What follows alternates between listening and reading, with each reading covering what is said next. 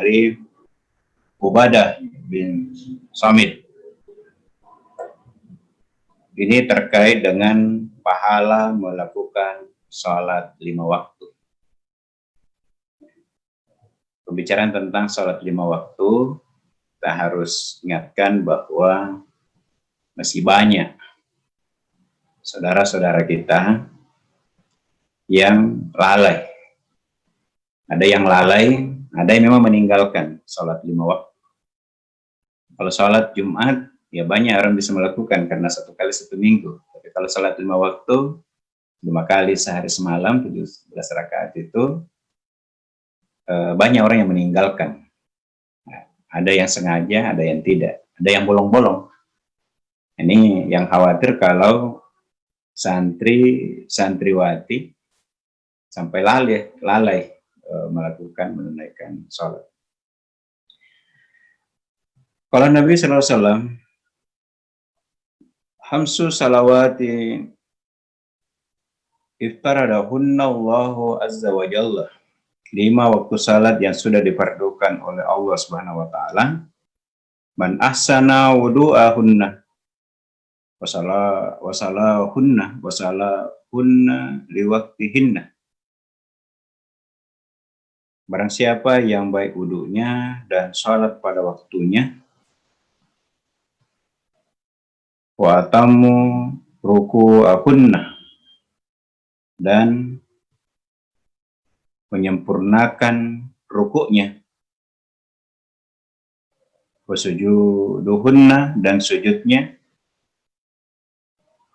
Jadi di sini diingatkan oleh Nabi bahwa sholat 5 waktu telah difardukan oleh Allah. Difardukan artinya diwajibkan. Tidak ada alasan orang untuk tidak menunaikan sholat, laki dan perempuan. Kecuali perempuan kalau halangan, haram hukumnya, tidak boleh sholat kalau berhalangan.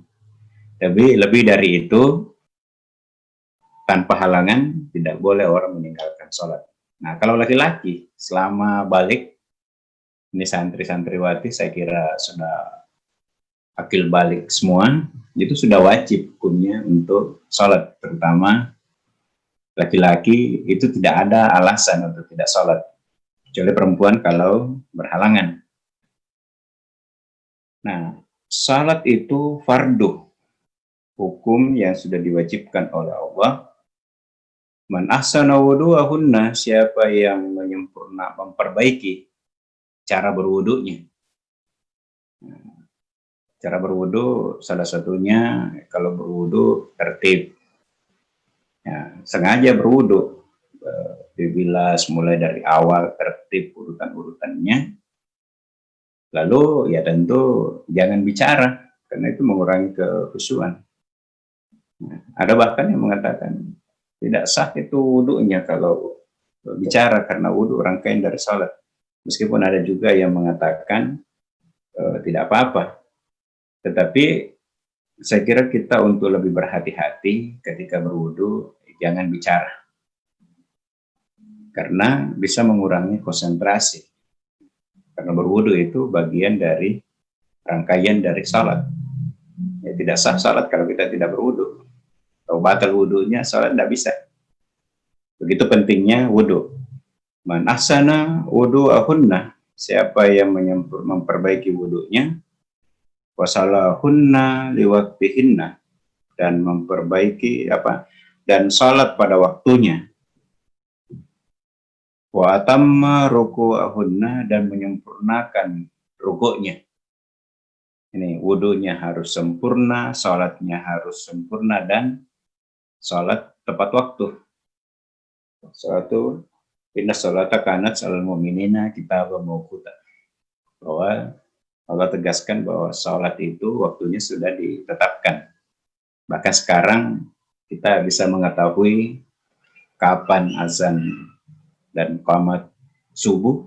Nah, kita sudah tahu kapan salat subuh dimulai, itu ada jam dan menitnya. Itu sempurnanya sekarang. Untuk salat tepat waktu itu sudah kita bisa ketahui waktunya.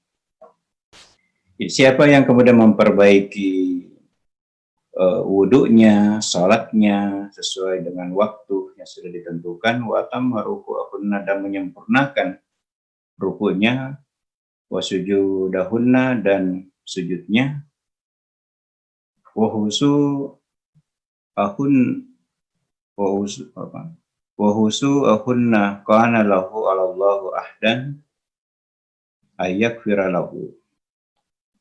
Jadi kalau sudah sempurna mulai dari wudhunya, kemudian sholatnya, rukunya, sujudnya dilakukan dengan khusyuk, maka baginya perjanjian Allah kepadanya. Ya, Allah akan ada perjanjian dengan Allah, siapa yang sempurna mulai dari wudhunya, sholat tepat waktu, ruku, sujudnya sempurna, maka kemudian Allah memberi perjanjian, menjanjikan kepadanya, apa itu?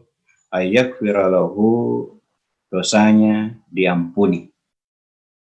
Jadi betapa mulianya ibadah sholat yang kita tunaikan, tentu saja dengan ketentuan bahwa ini kita sempurnakan karena ini memang wajib dari Allah, sempurna mulai dari wudhu, sholatnya, rukunya, sujudnya, maka Allah menjanjikan kepadanya akan mengampuni dosanya. Jadi banyak dosa yang bisa dilakukan manusia, ada malah kadang-kadang sengaja. Nah, tetapi kemudian Allah menjanjikan akan mengampuni dosa hambanya apabila sholatnya sempurna. Ini bagian dari pahala bagi orang yang sholat 5 waktu. Tapi kalau orang tidak sholat, ya itu justru dosa besar. Waman lam yaf'al falaysa lahu 'alallahi ahdun. Jika Allah menghendaki untuk mengampuninya, maka Allah mengampuni. Ini juga tergantung pada ridha Allah, keinginan dari Allah, apakah akan diampuni atau tidak. Nah, itu tergantung kepada Allah. Tetapi bagaimana supaya Allah bisa mengampuni hambanya? Tentu ya kita beristighfar. Kita kan selesai sholat itu harus ada zikir-zikir. Jangan selesai sholat langsung meninggalkan sajadah. Harus ada zikir-zikir. Karena kita di situ beristighfar. Gitu. Ada 3 kali, ada 10 kali. Kita beristighfar supaya Allah benar-benar mengampuni kita. Jadi kalau Allah menginginkan, ya kita akan diampuni. Wa man lam yaf'al falaysa lahu 'alallahi ahdun. Jadi Allah akan mengampuni dosa-dosa hambanya apabila Allah menginginkan. Insya Allah insya ghafara lahu. Jadi kalau Allah menginginkan, maka dia akan diampuni. Sebaliknya, kalau Allah menginginkan, insya Allah asabahu. Jadi kalau Allah tidak menghendaki, jika Allah menghendaki menyiksanya, Allah tidak mengampuni dosanya, insya asabahu, maka dia akan mendapatkan siksaan.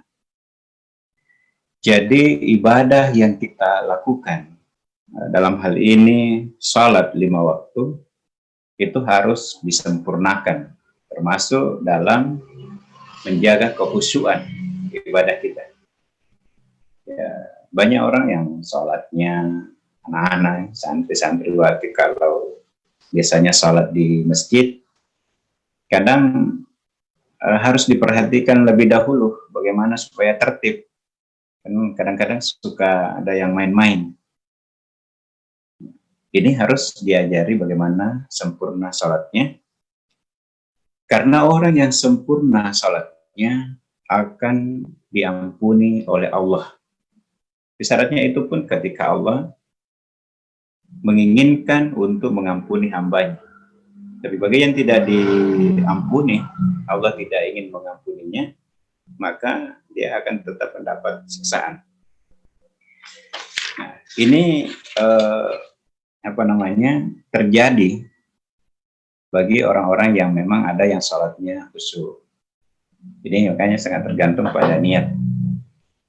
Tetapi memang ada hamba-hamba Allah yang dipilih bagaimana dia beribadah secara sempurna dengan penuh kehusyuan karena memang niatnya baik.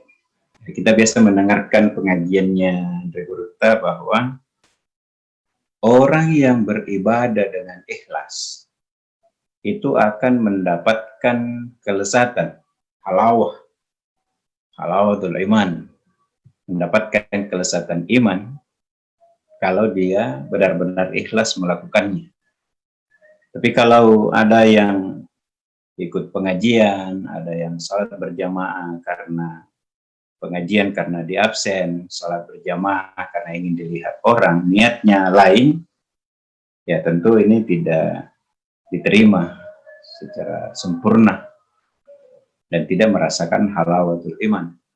Tapi kalau orang ikhlas melakukan suatu amalan, begitu disampaikan bahwa ada pengajian muhtarul hadis, 1 jam sebelumnya sudah sangat bergembira. Nah, itu sudah merasakan halawah, merasakan kelezatannya pengajian.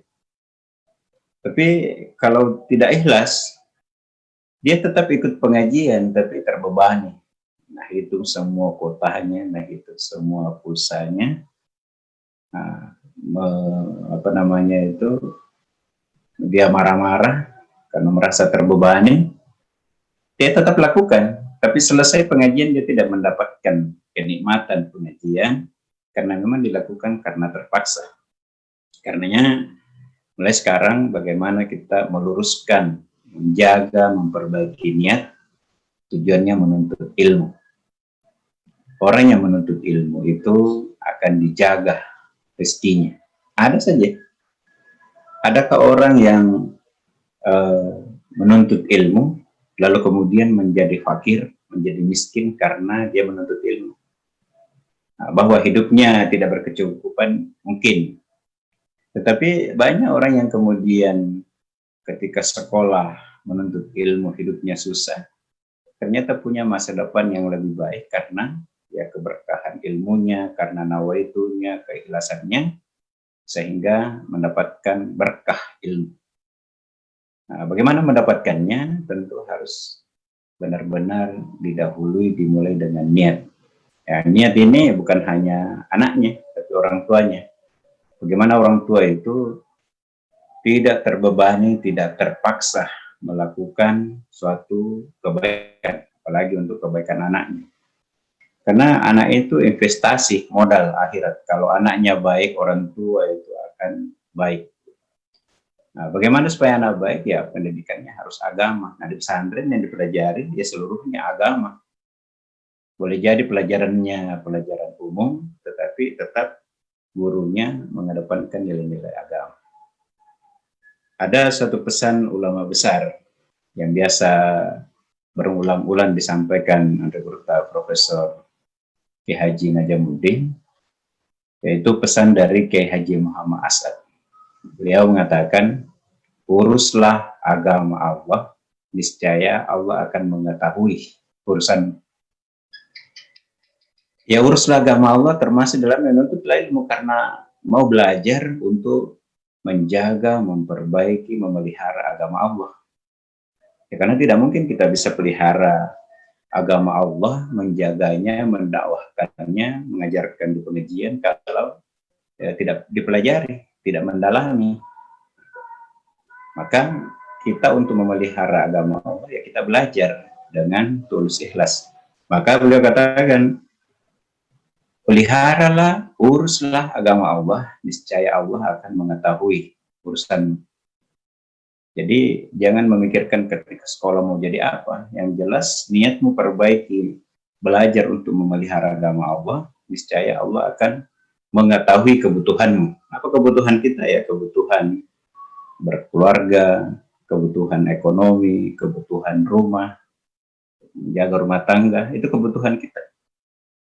Ada orang yang tidak kaya tetapi ternyata kebutuhannya terpenuhi. Kenapa? Karena dia lebih dahulu memelihara agama Allah melalui dia ikhlas menuntut ilmu seperti kita sekarang ini.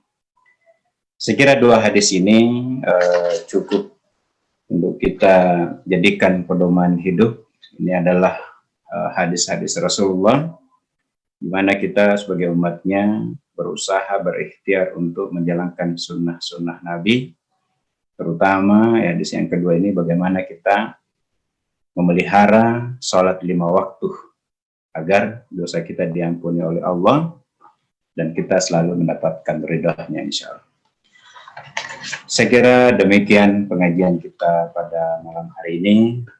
Sebelum kita akhiri, mari kita bersama-sama mengirimkan surah Al-Fatihah untuk Guru Ta'ala Yarham Randes Kiai Haji Muhammad Haris bin Abdul Sabah, pendiri Pondok Pesantren An-Nahda. Al-Fatihah.